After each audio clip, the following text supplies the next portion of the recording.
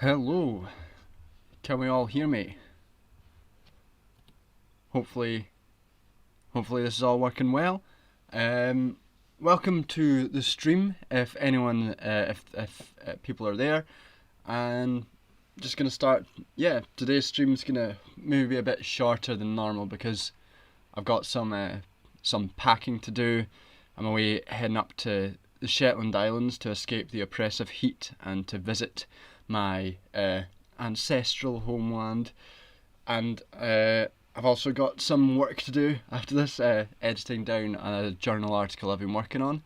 So yeah, this might be a bit of a shorter one than normal, but if you'll all have me for a bit, we can start chatting about various things. Yeah, like the main things that I want to talk about today, being the obvious big thing would be Trump wanting to cancel the election in. Thanks, Nicky Dafter, loud and clear. Yeah, first thing being Trump wanting to cancel the election in November because of coronavirus. Then talk about the election a bit more, the US election a bit more, and what the fuck the Democratic Party are doing, which is, as ever, fucking the worst thing that the Democratic Party could decide to do. Then I'm going to talk about a bit about because there's been a documentary series airing on the BBC about Rupert Murdoch. Going to talk about billionaire media, and after that a bit about the Scottish Tory leader standing down, some Scottish politics going on, which is always nice and fun to talk to because I never get mad about that. And then at the end, I'm going to talk about probably the bravest stand I'll ever make in my life, which is, I think you'll all agree this is a brave stand. I'm going to stand with Tom Usher in his position that hangovers can be good, actually. And I think once the left grapples with this idea that hangovers are good, actually, and can be good, actually, under the right circumstances, I think then we can really start building a coalition of people who are really willing to take on the establishment views of this country, and of countries across the world. So, yeah. So, with that in mind, with that wee structure about what we're going to chat about here, and anyone who's in the chat wants to just interject with any question at any time, that's fine with me. I love just sort of reacting to things people are saying. It makes it a bit easier to just gab on for an hour or so if people ask questions. But with that in mind, we'll start with the first thing that we were going to talk about today, which was Donald Trump and his talk of cancelling the election in November, which is totally normal and good. We can turn the normal dial up to 11 because this is normal. This is life. It's normal that the president of the USA wants to delegitimize elections. This is definitely not a slide into fascism. It's normal. It's just a normal day. So with Trump saying, will I do a Trump impression? I can't do a Trump impression. I won't embarrass myself. Hi, Sinan. Nice to see you. Thanks for dropping in. We're just talking about Trump, and at the end we're going to talk about why you're wrong about Tom Usher's position on hangovers. So Trump saying, with universal mail-in voting, not absentee voting, which is good. I'm glad he stuck with that one, which is not absentee voting, which is good. Yep, cheers. 2020 will be the most inaccurate and fraudulent election in history. It will be a great embarrassment to the USA. Delay the election until the people can properly, securely, and safely vote. So, the first thing I would say here, so there's a couple of two perspectives I've seen on this. The first one being that he is just sort of laying the path for his ego to let go of the presidency if he's losing. Like for him to say, oh, it was an election, it was so bad, it was awful, it was so unfair on me, but I will not stay president, it's totally awful, but I will not be president. And it's just a way of him to let go of the presidency while still thinking that he's won. And that's got some merit to it. He is a dreadful egoist who quite clearly doesn't really want the job of being president, because no sane person would. But I think that it's a bit resting on your laurels to assume that this is nothing to it. It's like that sort of take smacks with the same sort of thing as like the 2016 election, when people were like, "No, Trump will never win. Nah, that won't happen. Trump won't win. It'll be fine. This is democracy. Democracy is secure. It's fine. Trump won't win." And that sort of idea that he's not that the threat of delegitimizing an election isn't serious when it comes from Trump is a potentially dangerous impulse.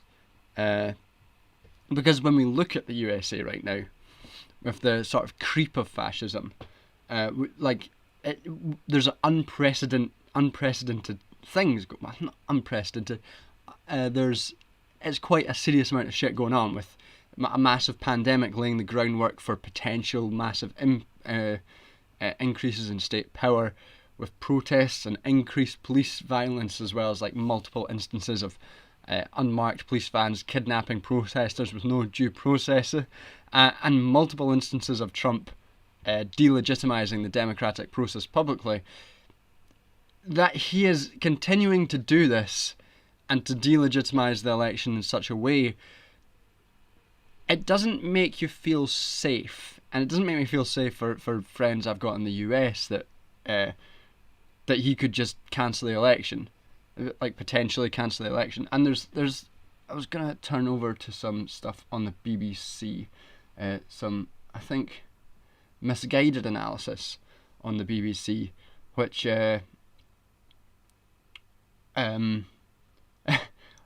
first of all, it talks about how there's little evidence that mail-in elections have any legitimacy issue, which, you know, that's never stopped Trump before. He's never. It's that thing that's like pointing out someone's a hypocrite in the current day and age isn't gonna stop the Trump or conservatives from doing their fucking shit. No one's gonna go, "Oh wait, shit, he is a hypocrite," because there's no evidence for that. He doesn't give a fuck about evidence. Trump's not gonna be like, "Oh yes, after considering the evidence, I've decided that there is actually not that much of a problem with mail-in ballots being fraudulent, and I will, after receiving this evidence, me, Donald Trump, having read it and considered it carefully, rescind my statements which delegitimize the election." That's what I will do, Donald Trump. That's not going to happen, is it? He doesn't give a fuck. so yeah, it's like this idea that that because it's unlikely, or because this phenomenon doesn't really exist, that Trump's gonna that's like a gotcha. And the other issue being, could President Trump postpone the election? And then it goes through the constitutional process and the constitutional norms of why a president might not decide or might not be able to stop an election, postpone an election. And I think this again sort of goes to the... It shows how unprepared I think some, like the media establishment or the liberal establishment, is for someone like Trump and the creeping of fascism under Trump, because like he doesn't give a fuck about the constitutional process. If he wanted to lay the groundwork for banning an election, and he's doing it right now, he's not going to be hamstrung by something as trivial as constitutional process, especially, and I think this is a big risk, if Ruth Bader Ginsburg, who, and I'm not like, I'm one of the people who talks about Ruth Bader Ginsburg as if she's like some great liberal hero who always takes the right side of history. She's had plenty terrible positions in her time, but if she dies before the election and Trump rushes through another Supreme Court nominee, I think the idea that the election could be postponed in that circumstance gets some incredible help there. Even if he can't confirm someone in that time, that they don't have like that. I can see that being used as a pretense for pushing the election further and then confirming whatever mad right winger he decides to put on the Supreme Court. The speculation for a while was Jeanine Pirro, who everyone remembers as a maniac from Fox News. So yeah, like Sinan is saying, you can't fact check your way out of fascism. Nope, it does not work. It's the same way here with smug liberals talking about how various people are hypocrites for particular positions they've taken, and what that's just not going to make a difference. You don't get your way out. You don't. It's that thing like left liberals want to stop creeping fascism by going to the referee, going to politics referee and saying, "Hey, he's breaking the rules. Trump's breaking the rules here. Are you gonna give him a yellow card? We've got rules. How can you? We've got to abide by the rules." And Trump's just sitting there like fucking hacking everyone, just going, "The rules don't apply to me, folks. Very bad rules, unfair." And like, and that's just, the rules aren't going to save you on this situation. It's not going to be a application of the rule of law that's necessarily going to stop an emergent fascist movement, particularly one that does. Among other things, I don't think Trump's smart enough to understand that he's breaking rules. I think he fucking does what he wants. He's like, "I'm the president, I can do what I want." So what then is the Democratic Party deciding to do in the face of an emergent fascist regime? Something that might require a modicum of political mobilization and power to combat, something that would require mass political movement. And if you, as the sort of left alternative to fascism, who might be able to whip up some sort of ability to combat fascism, what are you going to do? Are you going to follow the means of follow the views of the majority of people who support you, who are forced into supporting you because the alternative is fascism? Are you going to listen to grassroots organisations and go to communities and build popular support for your candidate? Are you fuck? You're going to do this. You're going to at the Democratic Convention reject support for universal healthcare, which has support from 88% of Democrats, in the middle of a global pandemic, an unprecedented moment in which universal healthcare would have been the most sensible thing to do. And never before has a moment in American politics shown up and to give you a policy that's supported and that's needed at this time, the Medicare for all. And the Democratic establishment went, "No, fuck you. We're not gonna do that. That's not sensible." And then it might have something to do with, as Brianna Joy Gray is saying here, that a senior advisor is a former healthcare lobbyist, which is, what a fun title, a healthcare lobbyist. A nice wee situation there for the neoliberals. Sinan saying, "You'd think if there was a time for universal healthcare it'd be now."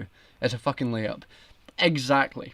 It's exactly the moment that universal healthcare has been made so clearly the best way forward for American politics, for a mobilized left-wing movement. And if you're Joe Biden, who has a problem of not carrying with the young progressive support, which is the sort of support that they're going to need, because what we saw under with Hillary Clinton and Trump, with Clinton and Trump, was just basically the two bases voting against each other. It wasn't a mobilization really. Like, for all that Trump was touted as being like a great mobilizer and speaker, it wasn't that wasn't the story. The story of 2016 was Clinton doing a terrible campaign, which was, when I was doing my MSc at that time, and remember in my political communications class, Hillary Clinton's campaign for president was being used as an example as one of the worst political campaigns, like, for president ever. Like, just, it was awful. It had terrible communication. It didn't carry anyone with it. It had no political objective. It had a slogan that was terrible: "I'm with her." But we might get a worse one later on in the stream. We might get a worse one than Hillary Clinton's. And Sinan, I've just saw you. I've just seen Sinan in the Discord promote my stream. Thank you. Yeah, and what was I saying?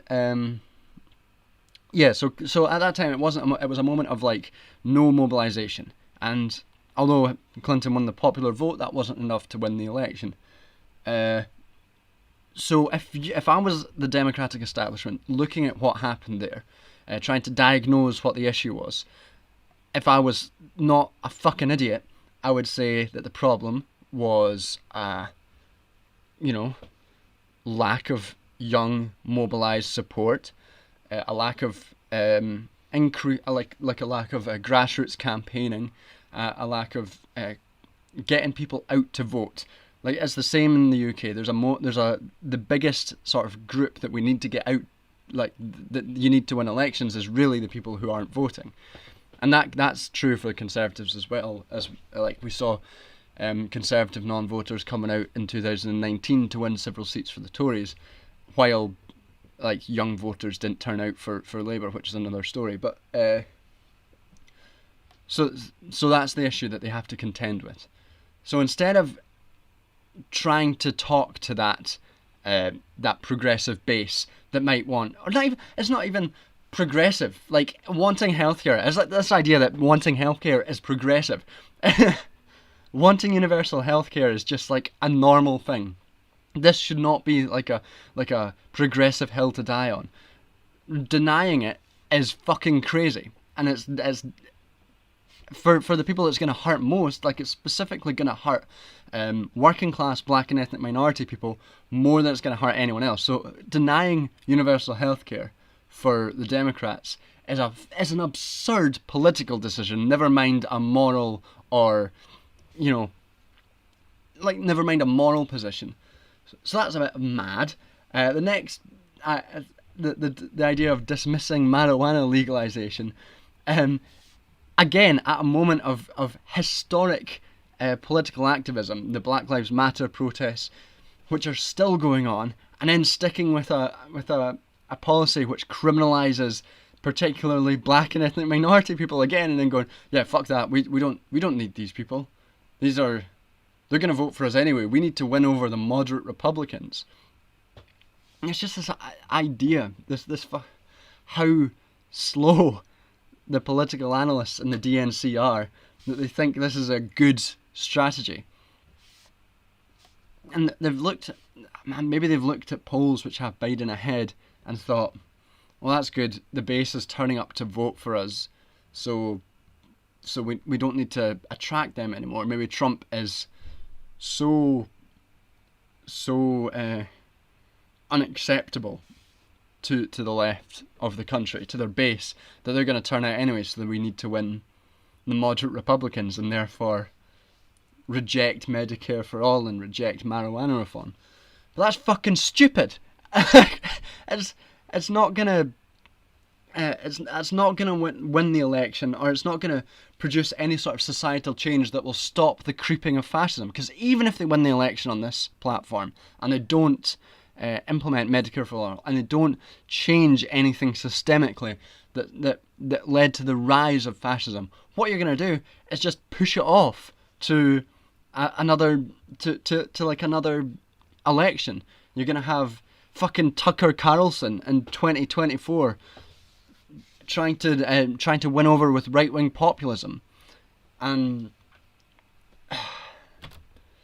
It's just so stupid. It's like, yeah, like what Sinan and Paul are saying in the chat. Preview of Starmerism in 2024, and at least it's not happening in here.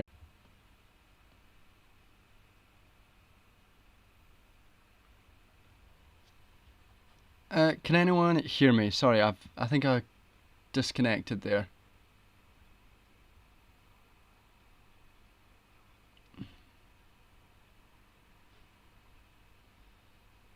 Stream's dropped. Sorry, anyone